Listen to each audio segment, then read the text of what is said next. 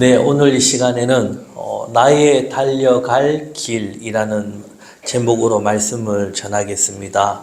사도 바울은 삶 자체가 기적의 삶이었습니다. 자신의 의지와는 완전 다른 삶을 살게 된 인물입니다. 자신이 믿던 종교 사상 등을 완전히 180도 아니 360도로 바꿔버리고 새로운 삶을 살아가게 됩니다. 그리고 이제 바울은 결정적으로 예수님을 만나고 나서 이 바뀐 것 중에 하나가 성경을 새롭게 보고 이 바울이 한 일평생 행적은 교회를 개척하는 것에 집중하고 최선을 다했다는 겁니다. 이 놀라운 것은 바울이 그렇게 살았던 삶이 역사한 것이 아니라 무엇인가 하면 교회를 개척하면서 남긴 그 편지들이 역사하게 되었습니다. 이것이 남아서 성경이 되었고 그리고 그가 이 바울의 약점 중에 하나가 아팠다라는 거, 병으로 일평생 고생했는데 그 고생한 것 때문에 누구를 만난 겁니까? 누가라는 의사를 만난 겁니다.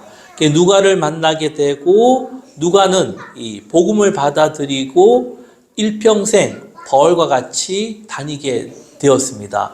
그러면서 누가가 바울의 영향을 굉장히 많이 받고 이 누가가 이제 바울이 감옥에 있을 때 직접 발로 쓴 편지입니다. 누가복음이 다 바울이 말한 장소를 다니면서 발로 다 기록하면서 쓴 편지, 복음서, 누가복음을 만들고 후에 또 그가 한 위대한 업적이 뭡니까? 사도행전을 기록했다는 겁니다. 만약에 누가복음이 없었다면 예수님의 그런 사역의 상당수를 우리가 알 수 없었고, 그리고 사도행전이 없었다면 예수님 부활하시고 나서 12제자 바울의 사역을 전혀 알 길이 없었다는 겁니다.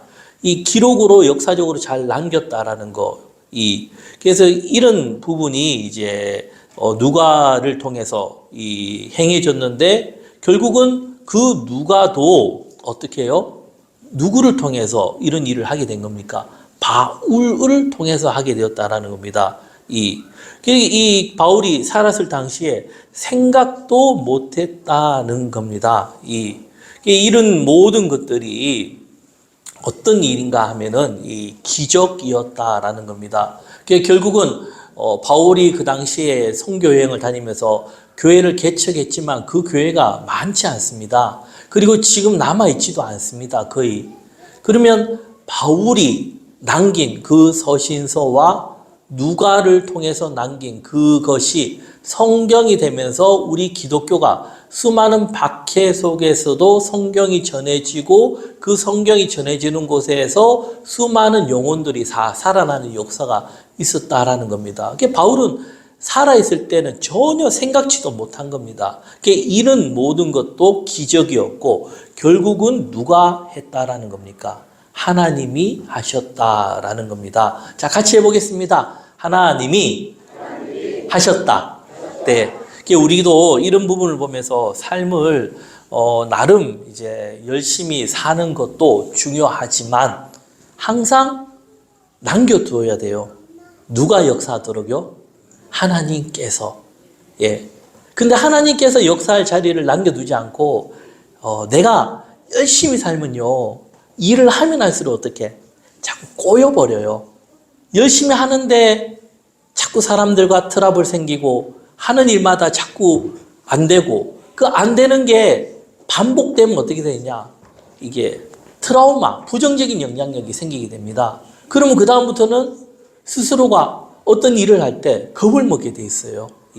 이 때문에 우리가 이제 어떤 일을 할 때 항상 하나님이 해주시는 부분을 남겨두는 게 좋습니다. 요즘 제가 같이 보고 있는 요셉 이야기도 마찬가지도 요셉도 생각지 못한 삶을 살았고 야곱도 그렇고 하나님의 섭리로 인해서 가장 좋은 길, 생각지도 못한 그 길이 열렸다라는 겁니다. 바울도 결국은 자기가 생각지 못한 자신이 생각한 것보다도 더 많이 아니 수천 배 이상 그런 역사를 이루어 갔다라는 겁니다. 그럼 이런 부분이 무엇인가 하면은 믿음의 세계라는 겁니다.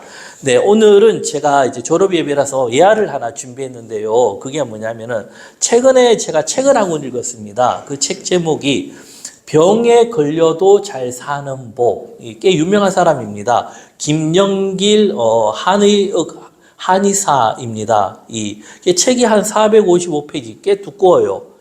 그러면 이 책이 이제까지 그 자기가 낸 책, 누우면 죽고 걸으면 산다를 좀 편집해서 이렇게 만든, 편집하고 조합해서 만든 책입니다. 이런 부분이 꽤 많이 이제 이분의 책이 팔렸고, 이 책이 한 100만 부 이상 팔리니까 참 유명세를 타면서 별의별 사람이 다 만나게 된 겁니다. 우리로 말하면 가난한 사람으로부터 해서 정말 우리가 생각지 못한 그런 거부인 그런 사람들까지 만나면서 이분이 일괄적으로 주장하는 내용이 있습니다. 무엇인가 하면은 누우면 죽고 걸으면 산다. 그리고 건강에서 이제 숭늉을 강조하고 태운 누룽지죠. 이런 부분을 강조하면서 많이 걷는 것, 이런 부분을 많이 강조하고 있습니다. 그래서 병원에서 못 고치는 그런 병들을 상당히 많이 고쳐 나간 실화죠. 그걸 이제 이야기하면서 참 제가 이 책을 읽으면서 가슴이 좀 웅크끓이고 그리고는 몇 가지를 생각했는데 그 중에 하나가 과연 우리가 인생을 산다는 게 무엇일까라는 거. 단순히 뭐 병원에서 죽을 병 고쳐서 살았다 이런 개념이 아니라 그 속에 철학이 있고 사람에 대한 사랑이 있습니다. 이 공자가 말한 우리가 정말 산다는 게 무엇일까라는 것을 생각하게 되었고 또 과연 그러면 건강하게 사는 게 무엇일까와 그리고 건강하게 사는 방법들. 그러니까 뭐 요즘 보면 다들 의사고 다들 똑똑해요. 유튜브나 이래 정보들이 워낙 많다 보니까 뭐 얘기하면은 뭐 당뇨에 뭐가 다 나와요. 다 나와. 근데 나오는데 너무 많이 아는 것도 이게 좀 해가 될 수가 있어요. 이분이 강조하는 것은 굉장히 심플해요. 그러면서 건강하게 사는 것과 내가 정말 건강하게 사는 것, 그리고 이게 상당히 이 자연과 우리가 말하는 창조 원리에도 상당히 맞더라고요. 그리고 더 중요한 것이 행복이 무엇일까라는 생각을 많이 해보고 행복한 삶을 이야기하고 있습니다. 그러니까 그 중에서 이제 어떤 이야기가 있냐면 이 제목으로 이제 이야기가 있는데요. 소주 반잔으로 위암 고친 송별주 영감의 욕심이라는 파트가 있어요. 그 이야기를 제가 좀 전해드릴까 합니다. 이 송노인이라는 사람이 있는데 이분이 이제 위암에 걸렸습니다. 그럼 위암이 어떤가 하면은 굉장히 느리게 진행되고 그리고 상당히 진행될까지는 자각 증상이 없습니다. 이 노인이 배속이 거부룩하고 꼭꼭 바늘로 찌른 것 같은 통증이 자꾸 더 생기고 피곤해지면서 한번 건강 검진을 받았습니다. 그게 받으니까 이제 의사가 딱 하는 말이 위암 말기라는 겁니다. 그러니까 이분이 이제 장사를 오랫동안 해오던 분이라 눈치가 백단이에요. 그럼 바로 하는 말이 그러면 내가 얼마나 더 살 수 있어요? 하니까 의사가 6개월 살 수 있습니다. 이랬습니다. 인생사에서 굉장히 고생을 많이 했던 사람이고 그리고 장사의 기재였고 그리고 또 재밌는 게 2번을 보증을 쓰면서 벌었던 돈을 다 까먹어 버렸어요. 그렇게 하면서 다시 일어났는데 동대문 시장 그 상으로 일어났는데 그가 느낀 게 현금이 제일이라 하면서 돈을 많이 모으기 시작했습니다. 그러면서 어느 정도였냐면은 그 당시에 그분이 있을 때 삼성이나 현대 같은 재벌에서도 돈을 빌려올 정도로 꽤 높은 이자율에도 왜냐하면 대기업이 급할 때는 송노인을 찾아올 정도로 돈이 많았은 겁니다. 한때는 삼성그룹보다 현금이 더 많이 갖고 있다는 소문이 날 정도로 그리고 누구든 그가 한국 최고 현금 부자라는 것을 다 인정을 했습니다. 근데 구체적으로 뭐 이름은 제시를 안 하더라고요. 그리고 이분은 돈 관리가 철저하고, 그리고 뭐냐면은 어느 누구도 믿지 않았던 거예요. 예, 돈에 대해서. 그리고 굉장히 어떻게 하면 어려운 친적이나 친구들 도움에도 야멸차게 거절하고 냉랭한 그 사람이었어요. 그 머릿속에는 돈밖에 없고 어떻게 하면 돈을 잘 굴려서 더 많은 돈을 벌까라는 것밖에 없는 사람이었어요. 그렇게 30년을 고생하고 내가 벌었는데 이제 인생에 회한이 드는 거죠. 과연 이 돈이 있은들 무슨 소용이 있겠냐. 그리고 뭐 똑똑한 사람이다 보니까 해외에 나가가지고 뭐 병원 가서 치료 받을까 하다 그것도 안 했답니다. 그렇게 받아봐야 어차피 죽을 사람들 다 죽는 거 봤기 때문에. 그리고는 그 사람이 이 한의사와 이제 오랫동안 관계가 유지됐던데 알고 지내던 사람이기 때문에 생각이 나서 한약방을 찾아왔습니다. 그때는 이제 오지에 있었던 겁니다. 그 한의사가 이제 어떤 얘기 하냐면은 이제 황당하게 이 한의사는 뭐 참 대단해요. 이게 읽어보면 돈이 많든 권력을 가지고 있든 자기와 안 맞으면 그냥 그대로 가라 이거예요. 이게 이 정도까지 대포가 있는 사람이에요. 그때 한의사가 나는 치료해 줄 수 없다는 겁니다. 왜 못 치료해 주냐? 당신이 가진 재산 좋은 일에 유익하게 다 쓰고 난 다음에 찾아오면 내가 고쳐줄게. 그러니까 송노인이 이게 그냥 충격받은 거예요. 이게 뭔 이런 말을 하냐면서 말도 안 되는 소리를 한다면서 가버렸어요. 근데 한의사가 왜 이렇게 했냐면 그 책을 읽어보면 그런 자세한 내용들이 많이 있어요. 예. 제가 다 얘기해 주는 것보다 책을 읽어보시기 바랍니다. 재미가 있습니다. 이 유암이 욕심에서 비롯됐고 왜 그리 했는가는 거. 그리고 이제 이 한의사가 병원에서 못 고친다는 병을 상당히 많이 고친 그런 사례들이 있는 겁니다. 이게 송노인이요 정신 차리고 자기가 이제 결단을 한 거죠. 자기 전 재산의 10%를 직계 가족에게 물려주기로 하고 90%는 장애인 단체에 기증한다는 유언장을 공인 절차를 거쳐서 작성하고 그리고는 이제 이 한의사를 찾아온 겁니다. 그러니까 한의사가 어떻게 해요? 자기가 얘기한 대로 하니까 이제 고쳐주는데, 고쳐줄 때 이제 한약을 처방해주고 매일 2시간 이상 천천히 걷도록 하고 일단은 출장식 호흡을 하라 했습니다.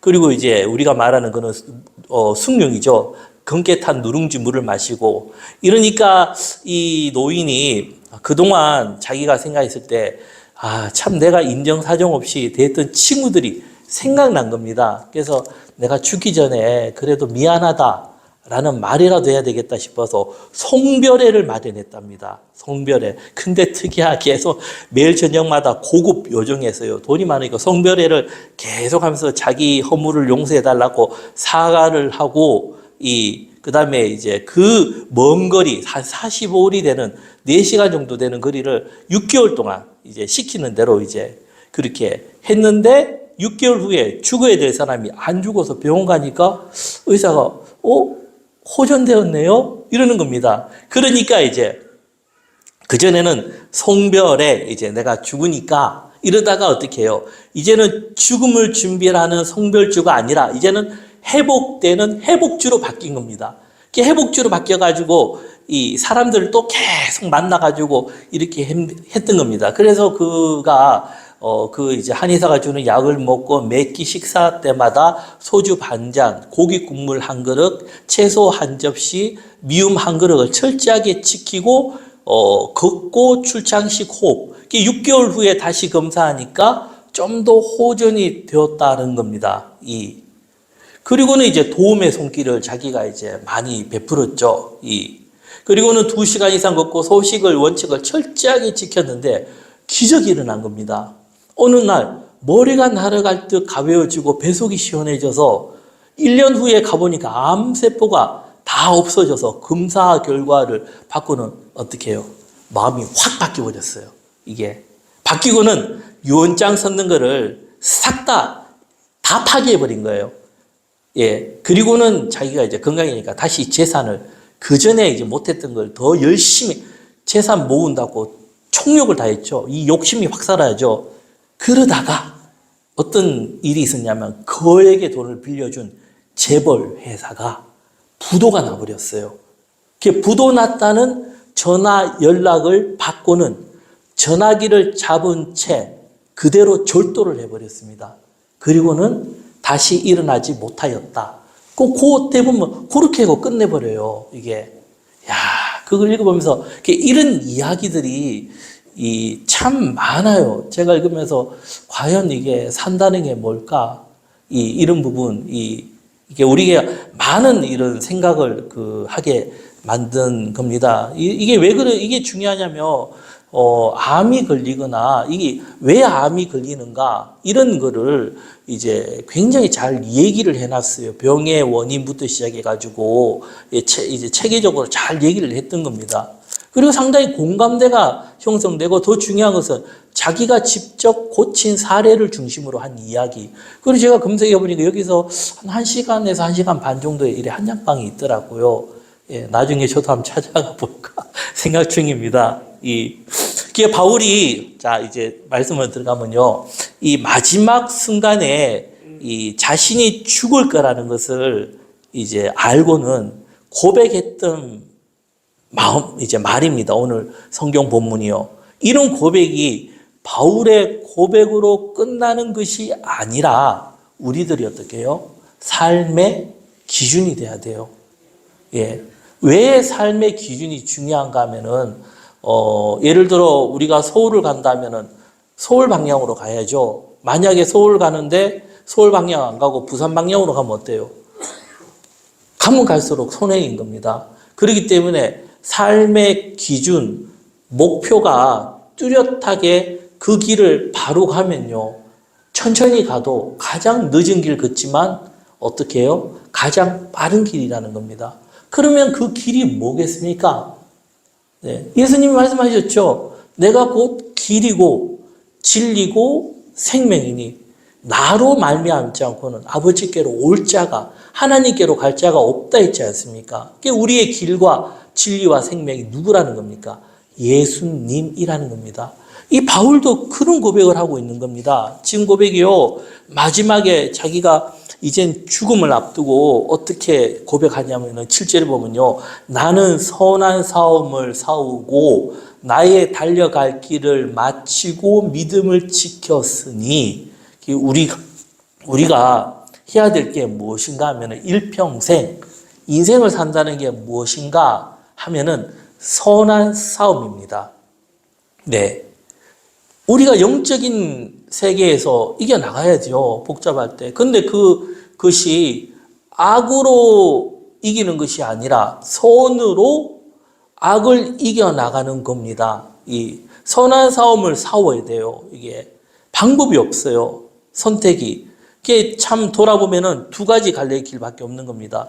내가 선으로 가느냐, 악한 길로 가느냐, 하나님의 뜻으로 가느냐, 하나님의 뜻이 아닌 방향으로 가느냐. 그게 우리 인생이 바울이 고백했던 것처럼 나는 선한 싸움을 싸우고, 그죠? 그리고는 어떻게 합니까? 나의 달려갈 길을 마치고, 그죠? 이게 인생이 마치고, 우리가 참 인생이 빨라요. 너무나 빨라요. 어느 순간 무엇인가 알 듯하면 벌써 이만큼 살았네. 내가 살아야 될 세월이 얼마 없구나. 예, 이런 마음이 들지 않습니까? 예, 그 마치는데 중요한 게 이겁니다. 그 마지막 순간에 바울이 고백했던 것처럼요. 믿음을 지켰으니, 예, 이겁니다.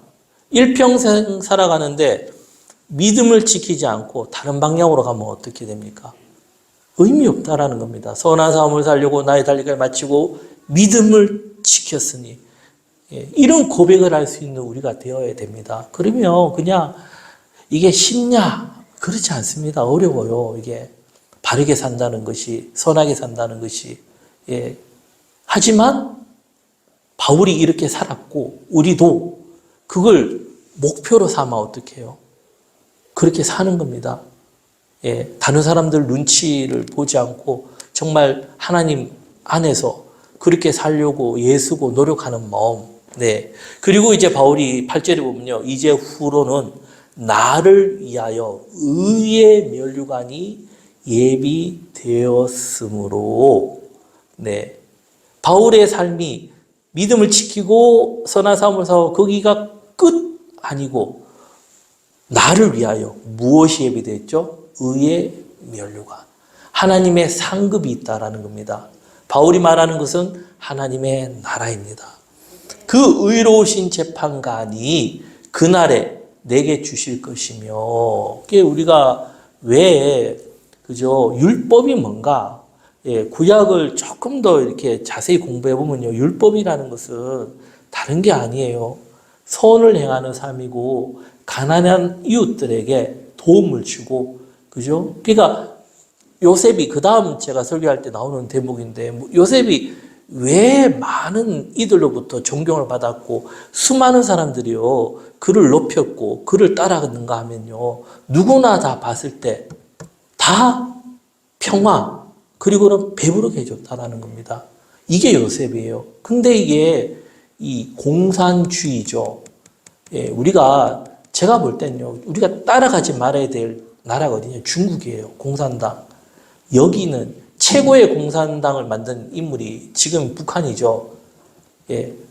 백성들은 굶어 죽든 자기 사람들이 총알에 맞아 죽든 자기는 어떻게 해요? 모든 걸 다 가져요. 이게 공산주의라는. 그러면 우리가 말하는 민주주의도 좋냐? 그렇지도 않아요. 민주주의도 파고도 가보면은 참 여러 가지로 부조리가 많아요. 그렇지만 그래도 공산주의보다 낫다라는 겁니다. 이게 그런 삶을 우리가 있는데 중요한 것이 그렇게 여러 가지 복잡한 상황 속에서도 어떻게 해요? 다른 이들에게 내가 선한 일을 하는 사람이 되도록 애쓰고 노력하는 마음, 따뜻한 말 한마디, 따뜻한 그저 음식이라도 내가 대접해 줄 수 있는 마음. 제가 볼 때는 우리나라가 이제는 이걸 잃어버린 것 같아요.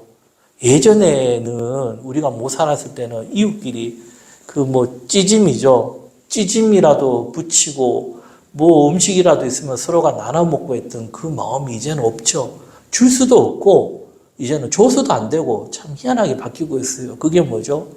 그만큼 사람들이 마음이 식었다라는 겁니다. 이제 이게 참 안타까운 현실입니다. 이게. 하지만 그런 선한 일을 하려고 내가 애쓰는 마음. 그리고 선한 일이라는 게 참 어려워요. 이게 왜 어려운가 하면 내가 선한 일을 하고자 해서 되는 게 아니라 하나님이 도와주셔야 돼요. 선한 일을 하고 나서도 어떻게 해요? 요거도 먹는 게 선한 일이거든요. 그리고 나서 이제 바울이 이제 내게만 아니라 뭐죠? 주의 나타나심을 사모하는 모든 자에게 다 고백했죠. 이 바울의 삶을 따라서 우리가 선한 일을 하게 되면 내뿐 아니라 그것을 따라가는 모든 사람에게도 하나님께서 의의 면류관, 상급을 주신다는 겁니다. 이게 우리가 바라보고 나아가야 될 그 소망이라는 겁니다. 바울이 일평생 이렇게 살 수 있었던 것은 그가 본 하나님에 대한 믿음과 소망이 확실했고 그는 살아계신 하나님을 만났기 때문입니다. 그리고 그가 일평생 주의 나타나심을 사모하면서 선한 삶을 살았기 때문입니다. 오늘은 우리가 졸업 진급이라 하죠. 어찌 보면 우리 삶이요 끊임없는 졸업의 연속이다. 그 마지막 졸업 순간에 바울이 했던 고백처럼 우리도 그런 삶을 사는 우리가 되기를 소망합니다. 기도드리겠습니다.